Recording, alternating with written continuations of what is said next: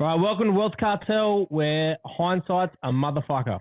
Our mission is to stop people saying, I wish I had a listen, and to help people capitalise on everyone else's mistakes before making them themselves. In summary, our tagline says it all: turn our hindsight into your foresight. So we're just a couple of lads from the west and the central coast who grew up without really any wealth around us and used it to motivate us to make something of ourselves. Along the way, mainly as we matured, we did a lot of things right, but more importantly, we made a lot of mistakes.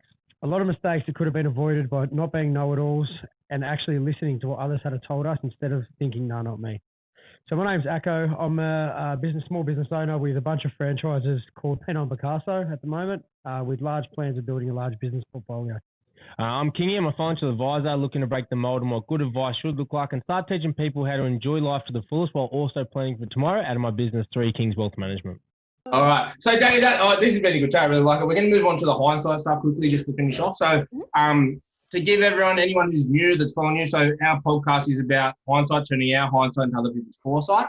We've created this triangle that we believe, rich people focus on being rich, but rich is just money focused. And I've seen rich people very unhappy. So we talk about being wealthy, and that's where the name Wealth Cartel comes from, because we believe wealth equals happiness. And the wealth triangle we've created is a balancing your life between the 3 main factors we believe creates happiness, and that's money. You obviously need money to survive and get by, but it shouldn't be the focus. You've got to find that balance of how much you need to achieve your dreams and goals.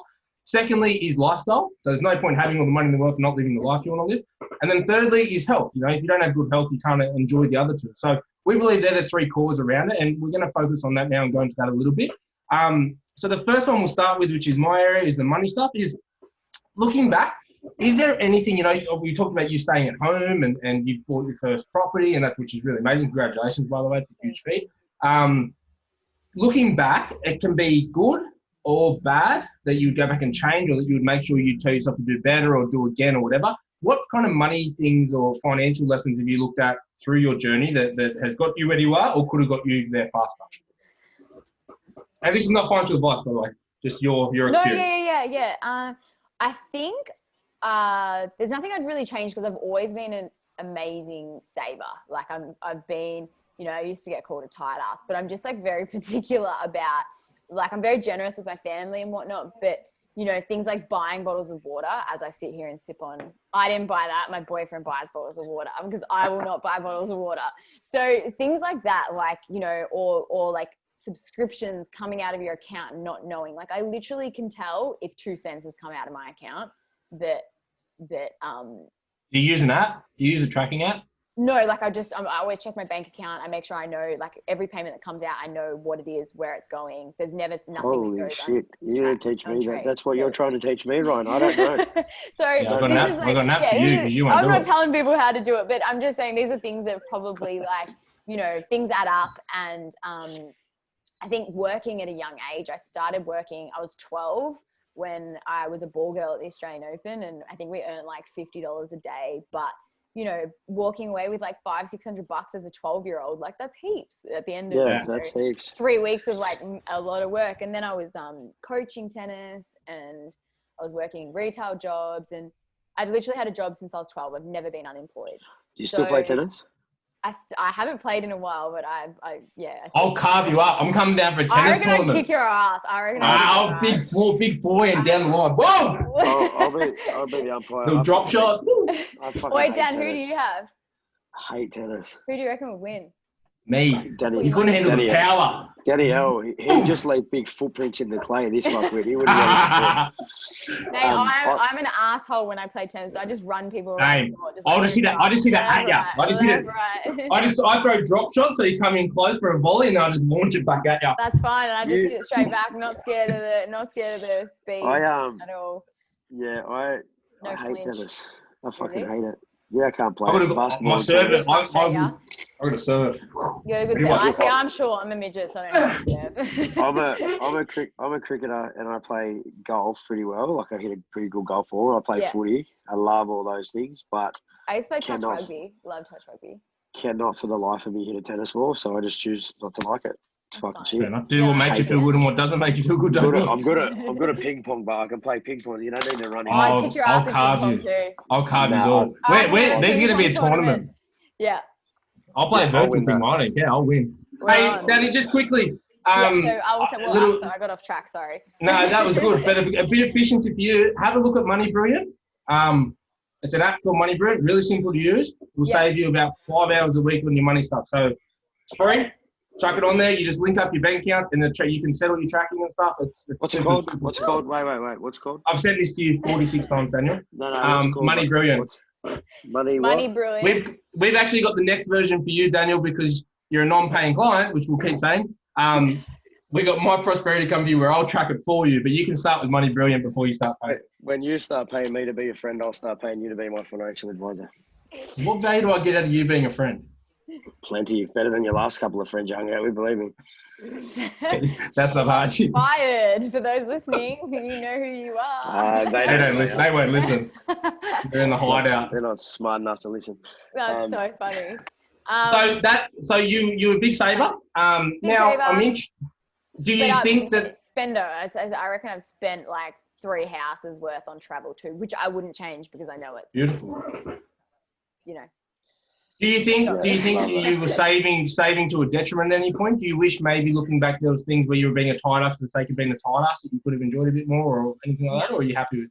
Nah, because I knew that because everyone's like, oh my God, like you never, like I'd book one trip and I'd come home and book another trip, and I'd literally save, go away, go back to zero, and then save again. Like back then, obviously I wouldn't do that. And that's a bit of an investment in your career culturally as well, yeah. I think that for inspiration, and also I'd put myself in the most messed up situations when I was traveling. I'd travel on my own, and I'd be in Morocco on my own and Turkey on my own as you and me need to catch up. So just I look back and I look at the situations I put myself in. I'm like, sick. That got to that's giving me some thick skin. Don't know how I'm not dead. It's seriously. But South America on your own. Did you go to South America on your own? Central America on my own. So I was in Guatemala, and yeah. Fucking hell. I only got kidnapped 3 times. If I went to there, someone got robbed in front of me, and I was like, oh, do I run? And I was went to run after them. I'm like, that's probably not a good idea. We'll leave that go. So, so wouldn't all the how I was a tight ass. When I say a tight ass, I don't spend money on clothes. I don't spend money on bags. I don't spend money on designer stuff. I drive a shitbox of a car that I probably need to change because it's not very reliable. But that just an example there where I was what are things that are going to make me grow as a person. I think it's amazing to have your treat yourself, and obviously some people do like those things, and that's what they love, which is awesome too. But definitely I felt like travel was an investment. So do you feel like you were very conscious of spending money on things that added to your purpose in life? You just weren't, when you did spend, it was things that you were actually made you happy? Yeah, definitely. And I know that I think it was last year I was going to buy a bag just because I saw one. I was like, maybe. And I was speaking to my manager at the time, and she's just like, get that in America when you go to America. And I got back and she's like, did you get the bag? And I was like, no. And she's just like, why not? And I'm like, I'm just waiting for a career milestone. She's just like, if your painting hanging up in Arnold Schwarzenegger's house isn't a fucking career milestone, she's like, I don't know what is. And I was just like, nah, it's not. Don't really fit. And you know what? I don't think I will buy a bag for myself because I'm like, what's the point? It's going to make me oh, cool, I bought a bag. Who cares, really? So this conversation a few times, we've spoken about this a few times. Yeah. So, but each their own. Some people generally makes them happy, and they work towards stuff like that, which is awesome too. So everyone's different, just not for me. My clothes are from Kmart. How good's Kmart? I love Kmart. I'm rocking the 3XL training shirts at the moment. And they are the bomb. I'm going to get some for my boy because he needs bigger training. They're so good, except they shrink in the wash a little bit. My wife tells me I'm putting on weight, but they shrink. I got the 4XL and they're too big, so I'm not putting on weight. I am putting on lots of weight. Note taken. That's funny. All right, so the next one, which you've been pretty active your whole life, you said. So with all the money in the world, if you're not healthy, we can't enjoy it. So we sort of cover off on 2 factors here, physical and mental health. Mm-hmm. Probably for you, the business, the journey you've been on, mental health is probably going to be a big one. But is there anything looking back, eating organic or what you put in your body or how you trained or anything like that from a health perspective as well for your mind that you would look back, you did really well, or that you would change? I think staying active has always been something I've done really well. You know, I was speaking to someone about this. I feel like if you were an active kid, you've sort of got that instilled in you from a young age. So when you're not active, you're just a bit like, what am I doing? Am I doing something wrong by like not, you know, doing some sort of sport or physical activity? So, yeah, I sort of thank my parents for that, for making sure that I was a really active kid and had opportunity to, you know, do arts, tennis, everything under the sun. And I was a bit of a tomboy too. So, it was, yeah, sort of like I'd go play soccer with the boys at lunch instead of like sitting around with the girls. So, yeah, so can say that I've always been active and I've never really let that slip. And I'm pretty conscious of what I eat and putting on weight. And yeah, so like, but then I've probably, as I've gotten older, realized that that has more of an impact on my mental health than what I realize. And yeah, it's funny. I just finished like a massive job, which was really physically demanding. And I only got like one workout in while I was doing that job because I thrashed my body. Like I'm up at 5 a.m, finish at 9, like standing on my feet, lifting, holding spray guns and stuff. So you don't really want to be expending any more energy at either side of the day. So, but I finished that job and I was like really, really anxious. Like I was like, what the hell? Like what's going on? And I'm like, I honestly think it's because I haven't been working out. So crazy, like just was riddled with anxiety when I finished it. And I know there's probably a few other things like your adrenaline stops and whatnot, but done a few workouts this week, feel good as gold again. So yeah, that's cool. That's crazy that you've got that understanding of your body and the way you feel. But like that's the most important part of it all. I don't feel like not everyone's going to feel exactly that way. Not everyone's going to be able to counter it that way. But if you understand what's going on, or that there's something going on, you know your triggers, you know the way to make yourself feel better. Yeah. It's more so being conscious of what's going on and when it's going on, 100%. which is that's like that's the part that impresses me the most, is that I still struggle with that of, I don't know generally that there's something happened or that I've got anxiety until after. Yeah, and you're like, oh, that's what that was. Oh, fuck, I should have done this. Or so that's the biggest part I'm working on at the moment, is trying to understand while it's happening as opposed to after it happens. Because I'm pretty good at identifying it after. I'll say I have a really bad day, and the next day I'll say to my wife, look, sorry about yesterday, I was a bit grumpy, or this is what's happened, this is what's caused it. But I really want to focus now on what's causing it when it happens, so I can understand that. But I mean, you've said that you haven't acknowledged it, but you've just acknowledged that you notice it after. So that's like already one step to being like, I used to be like that too. I'm like, why am I so off? And then now I'll actually like make sure I say it out loud, whether I tell my partner, I'm like riddled with anxiety today, getting through it, tomorrow's a new day. Like, and same with him, if he feels that too, I'm just like, we don't have to go on about it, but just like put it out there, like affirm it, like that's what's happening. And then I just lay on the couch and throw my calming blanket over me, and Gemma knows. Hey, how good are those calming blankets? I have one. So good. I sleep on 9. Pardon? Did you get one? 9 kilo. 9 kilos, yeah. They're so good. When I'm like doing my bed, I'm like, like. The other day, like it got hot. The other night it got hot, and I like folded on itself, like because I wanted to get my leg out, and I went to get up, and I was like, ugh.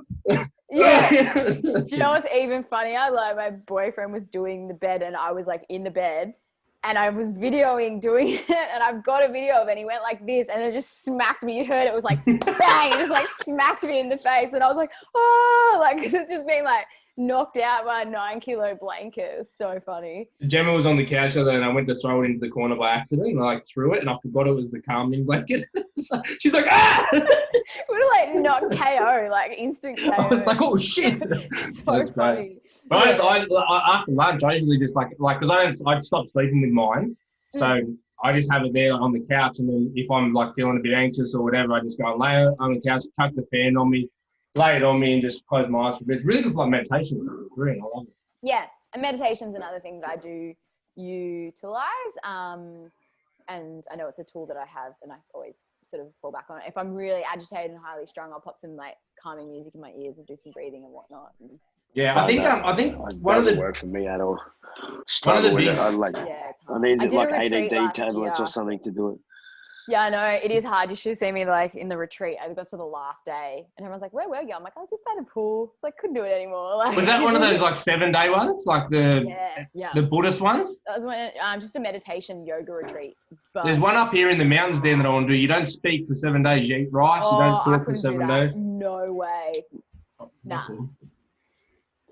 Bye-bye. See ya. The other thing, on the physical side though, I think it's really part of the journey you got to learn. And this is taking me years. I've been physically active my whole life. You've got to understand what activities make you feel good. Like I realized probably this year, maybe last year, sort of, that I'm very lazy. I enjoy doing nothing, but then the activities that I enjoy, then I can put 100% in. So I tried a period where I'd be really active during the day. I'd be up and about, and it just exhausted me. Whereas I'm happy sitting in the office all day and laying on the couch at night, but then I go to the gym for 2 hours and I grind it, or when I play sport, I go hard. So like it's being active. I'm very active. I train every day for 2 hours, very active, but inactive at the same time. You know, I think it's a hard thing. You got to it's a part of the journey. You got to learn and understand. And Charles Joyner probably said it the best, where he said, whatever feels good, keep doing it. Whatever doesn't, stop it. Yeah. And as you said, everyone's different. So, you know, like that's just identifying what is for you. Not. So if I sit at home, I get flat. Like if I sit in a room all day, I get flat. So I literally just move around if I need to be doing like. I just pictured Dani like up on the couch like a cat, like moving, like in different positions. So, and I've identified that. I'm like, if I'm home for too long, I get flat. It affects my mental health. So, you know, you just work around it. That's right. All right, this is Dan's part. This is Dan's favourite part. He's the best at this one. Lifestyle. So talking same thing back in the day, you know, you travelled a lot, which is great. That's obviously something you keep doing. But is there any other part of your lifestyle that you would change, or you'd make sure you did again, or keep doing it? What's your hindsight on that front? Yeah, I think I didn't have a very good work-life balance for a very long time. It's hard for you because your work is your passion. Like that's sort of your work is sort of lifestyle. Yeah, so it's hard to sort of like stop and you know when it becomes you know, and the top athletes, you know, like the likes of Conor McGregor will say this, like when like something what I do, like it's an addiction. Like I'm addicted to what I do. I wouldn't be where I am if it wasn't addiction, and it's hard work. So, and I know that. So yeah, look, again, I wouldn't change it because I think it's instilled discipline in me that you can't learn overnight. And I used to literally just sleep, like me and Dan had talked about this before. I used to sleep 3-4 hours a night. I was fine. I'd get up, keep going again. Yeah, you probably still do. I have learned now that it does, if I don't sleep, I don't rest, it does contribute to my anxiety. If I haven't rested and haven't allowed my cells to regenerate and my nervous system to sort of restart. So now I sort of try to get 6-7 hours sleep. If I can sleep out 8 hours, I know that's great. I remember when someone told me I need to sleep more and I tried it. I woke up the next day. I was like, oh my God. That's me at the moment. I've been getting like 8-9 hours, but I just lay in bed for like half an hour. I'm like, oh, this sucks. Yeah. So I think you probably need to I've slowly now transitioned. So, but 7 hours is like perfect to me. Yeah, 7.5 is my point. 7.5 is bang on. And I guess like just perhaps I do. Everyone's like, you work too much, but at the end of the day, like, you know, I know that if I do, it's not work though. Now, like and that too, like, everyone's like, take a rest. I get flat when I stop, and I prefer to just keep going, or, you know, do a few things every day rather than unless I go away. If I'm traveling, I'm happy to stop. But if I'm here in Australia, I'm just going to be working. There's no. But would you say with yours, because like one of the things with like for me, like, so the creative space for me, like I have like a Rain Man side when I'm dealing with numbers, right? Like I get right into it and I love it.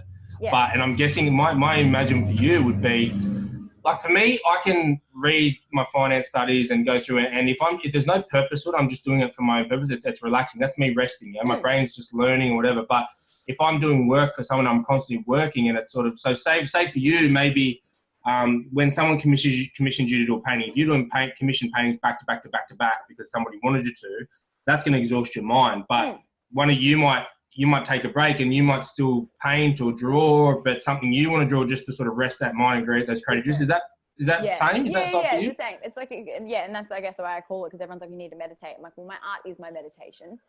I'll only ever use other forms of, or other tools if I really, really need to. So yeah. But it is a bit, there's something about, and it's probably like the child within people that something about like when people tell you to do something, it's just that little bit harder. This, whereas like, this. Yeah, like, yeah. Fuck So off. and it's honestly, you ain't my dad. It's just a mindset thing. Like you can do it. I was speaking to Luke about it the other day. I'm like there's things that are on your to-do list that are so easy, but because like you have to do them or someone's told you to do them, like they just fuck with you. Like they just stay there and you don't do them. So yeah. So but yeah, it like agreed. It is like a little bit of a relaxation thing when I'm painting myself and whatnot. So sorry for boring you, Dan. Jeez. I know. Mate, we keeping you up, no bro. We keeping you up. No sleep. No sleep. Yeah, it's probably self-inflicted. The last couple of days, it's not, man. The last couple of days, I went to bed on fucking Tuesday night. I woke up like 1 o'clock. I swear to God, I woke B up and I was like, did you clean the house yesterday? And she was like, yeah, I did. I was like, you dusted. She was like, yeah, the fucking dust just hammered me, absolutely hammered me. And I'm like, see, this is why we clean more than once every 6 weeks, stuff. Because the dust accumulates up my fucking nostrils and I can't sleep forever. So I'll have to cut this part out. Yeah, cut it out. She doesn't watch this shit anyway. She doesn't enjoy hearing me speak. She has to listen to it at home. And then last night I was like, fuck, is this going to be the same? So, you know, when you're like in your mindset, the dust had all settled, but in my mind, I didn't know if it had. I'm not going to sleep because it's dust, yeah. So when I went to bed at like 9:30 and I just done a couple of emails and then I turned the phone off, put it aside, and then I laid there like the TV was on and I was anxious to move. I was like, fuck, if I move, I'm going to unsettle the dust. And then at 2 o'clock, I reckon I fell asleep. Far out. Fucking shit out there. I'm going to go speak to someone about it because it's like I used to think insomnia was not a real thing, but I'm really starting to believe it's legit. Like I just can't switch off. I have this thing where I really try CBD oil. Yeah, I'm about to go pick up some today actually. About to go pick some up, see how it goes. Yeah. I was about to order a THC vape, but then I found out they're illegal and I don't do illegal things, so.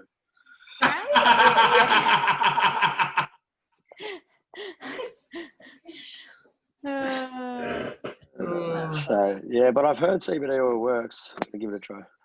No, that's THC. You get THC.